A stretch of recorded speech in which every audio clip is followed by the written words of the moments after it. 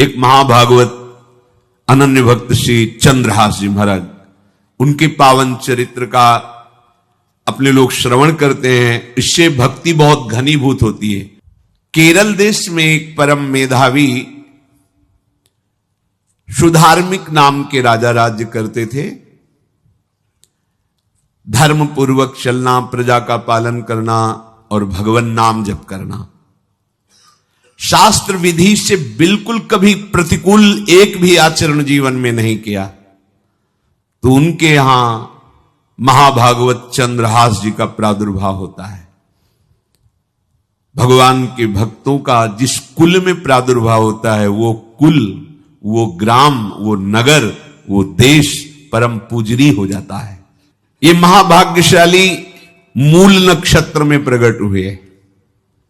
लौकिक में अमंगल माना जाता है और भाव में देखो तो मूल कौन है? नक्षत्र भगवान।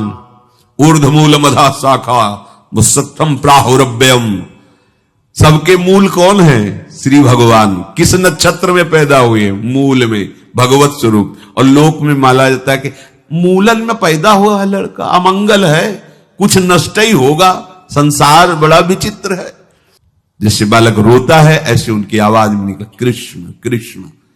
बड़ा आनंद हुआ सुधार्मिक राजा को कि हमारे कोई महाभागवत पधारा है, क्योंकि ये भजन करके पूर्व जन्म में ऐसी भागवती की स्थिति प्राप्त की कि अबोध अवस्था में ही श्रीमुख से कृष्ण नाम निकल रहा है। आनंद उत्सव मनाया जा रहा है। राजा है, राजकुमार प्रकट हुआ, और दूसरी बात वो स्वयं भक्त हैं और भगवान का ऐसा भक्त जो जन्म लेते ही कृष्ण नाम उच्चारण किया। ये आनंद ज्यादा दिन टिका नहीं। रोज बधाइयां हो रही, आनंद उत्सव मनाए जा रहे। शत्रु पक्ष के राजाओं ने मिलकर कहा यही अवसर है, आक्रमण कर दिया जाए और केरलाधिपति का सब पूरा महल घेर करके कोई एक भी न बचने पावे। शत्रु पक्ष के राजाओं ने घेर लिया। आसपास से राजा और सैनिकों ने घेर लिया।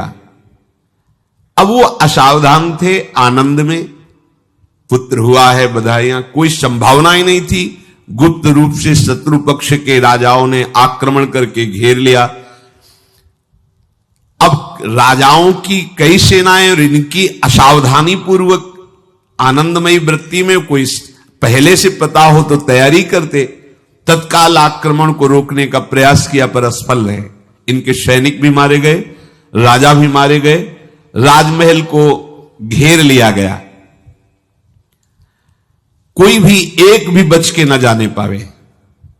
तो राजमाता जिनसे चंद्रहास जी का प्रादुर्भाव हुआ था, उन्होंने धाय मां को कहा कि मेरे पुत्र को बचाने में तुम समर्थ हो, मेरे तो प्राण नहीं बचेंगे, अगर ये लोग नहीं मारते तो मैं अपने पति के शव के साथ सती हो जाऊंगी। पहले ऐसी धार्मिक निष्ठा माताओं बहनों में होती थी कि धाय मां ने विचार किया कैसे बचा सकती हूं, आसपास तो सब सैनिक घेरे हुए हैं। तत्काल उसने विचार किया कि अगर हम इनको राजकुमार की तरह ले जाती है तो हमें भी मारा जाएगा और इनको भी मारा जाएगा। देखो कितनी विपत्ति जन्म लेते हैं। कोई प्रश्न कर सकता है कि महाभागवत जिनके घर में प्रकट हो तो वहां धन वैभव सुख संपत्ति बढ़नी चाहिए, यहां तो जन्म से ही जैसे वहां माता पधार गई, ये क्या है? तो श्री भगवान स्वयं कह रहे हैं यस्य तुष्टो हम पार्थ वित्तम तस्य हराम्यहम करोमि बंधु विच्छेदम सच कष्टे न जीवती। हे अर्जुन, मैं जिस पर बहुत प्रसन्न होता हूं, आप अपने ऊपर भगवान को बहुत प्रसन्न करना चाहते हैं, बहुत प्रसन्न करने में यह है, देख लो, कह रहे जिस पर मैं बहुत प्रसन्न होता हूं सबसे पहले उसका ऐश्वर्य नष्ट करता हूं। फिर क्या करता हूं? फिर बंधु बांधवों का, फिर क्या करता हूं? असाध्य रोग उसके शरीर में। बोले महाराज जी तुम प्रसन्न हुए हो कि पूरे के पूरे नाराज हो गए हो? बोले यही मेरी प्रसन्नता है। क्या? माया का नाश, अब एकमात्र भरोसा केवल भगवान का, दूसरा कोई नहीं। ये सबको पसंद नहीं आएगा। सब तो उस भगवान की भक्ति चाहते हैं कि अगरबत्ती धूप बत्ती तन मन धन सब तेरा, स्वामी क्या लागे मेरा, पर अंदर से कह रहे सब तन मन धन सब मेरा, क्या लागे तेरा।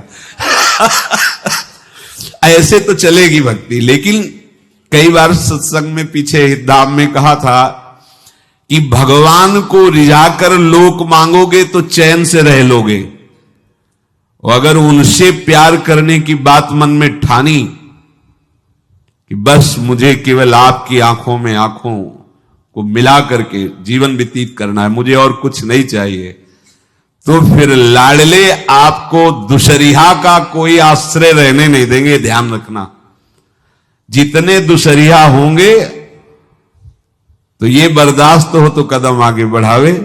बहुत प्रसन्न हो जाओ ठाकुर हम पे तो कह रहे यस्य तुष्टो हम पार्थ वित्तम तस्य हराम में हम करोमि बंधु विच्छेदम सच कष्टेन जीवती।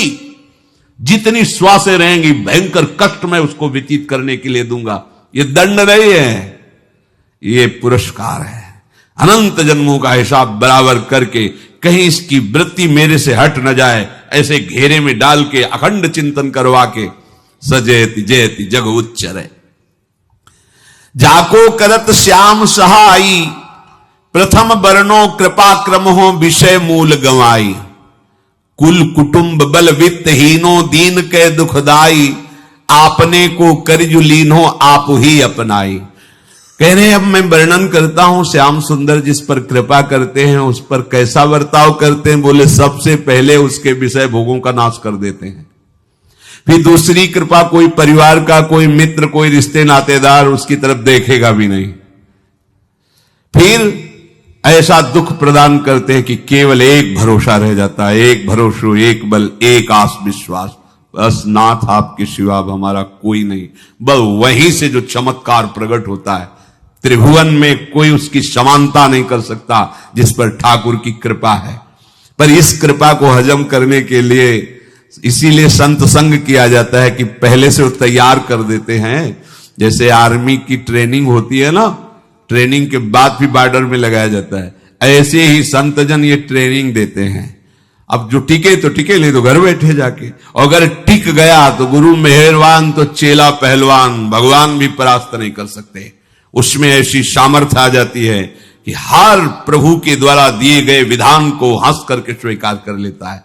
और ऐसा नहीं कि उसको कष्ट होता है। ये लोक भाषा में भगवान कह रहे हैं सच कष्टेन जीविता। नहीं तो जिस चिदानंद में वो सुख भोगता है वो ब्रह्मा को भी नहीं प्राप्त है जो भक्त को प्राप्त होता है। भक्त का वैभव दिव्य होता है, चिदानंदमय होता है। ये तो पापियों के पास भी वैभव है, रुपया पैसा कुटुंब परिवार। भगवान के दास के पास जो वैभव होता है वो अचिंत्य है, तुम चिंतन भी नहीं कर सकते, ऐसा वैभव होता है। धाय माने सेविका का रूप तत्काल लिया, जिससे पोछा झाड़ू लगाने वाले, और कुछ दोने पत्तल डाले, उनके नीचे चंद्रहास जी को डाला, ऊपर से करके इसे माथे पे रख के निकली। सैनिकों ने पूछा इसमें क्या है, तो उनका राजघराने के दोने पत्ते जूठे दिखा। ऐसे नीचे किया तो देखा सब ऊपर जूठन पड़ा। हाँ चल निकल, जल्दी भाग यहां से निकल। बस वो भागी, बचा ले गई। वो कुंतलपुर पहुंची और वहां के जो मंत्री दृष्ट बुद्धि थे उनसे प्रार्थना की कि मैं सेवा कला में बड़ी प्रवीण हूं और ये मेरा पुत्र है, अगर आपकी कृपा हो जाए तो कुछ समय के लिए हम आपकी सेवा में, महल सेवा में रहेंगी और हमारे पुत्र का पालन पोषण हो जाएगा। उनकी परीक्षा ली गई तो राजघराने की सेविका थी, परम प्रवीण थी, पर उन्होंने ये परिचय नहीं बताया। विधि विधान से राज्य की सेवा में प्रवीण दासी पाकर उसको अच्छा लगा, ठीक है आप रह सकती है।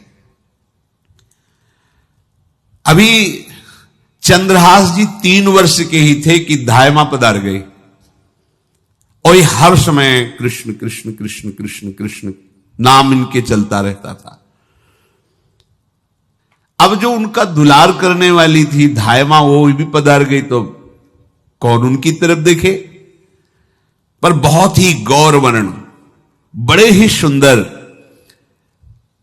अब वो गलियों में भटकने, निकाल दिया महल से जब धाय मां मर गई, क्योंकि धाय मां की सेवा कारण उनको रखा गया था। 3 वर्ष के बालक गलियों में, तो कोई भी मां देखती उनको तो कोई उनको वस्त्र पहना देती, कोई भोजन करा देती। ऐसे ही भगवान के भक्तों की बड़ी विचित्र लीला होती है। यहां चंद्रहास जी को जो भी माता बहन देखती कुंतलपुर के गलियों में, तो कोई वस्त्र, कोई स्नान करवा देती, कोई काजल लगाती, कोई भोजन पवा देती।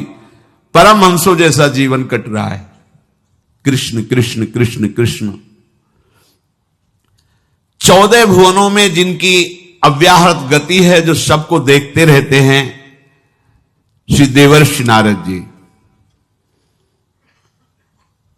ये कृष्ण कृष्ण बोलता है बालक, और इसका हरि के सिवा कोई नहीं।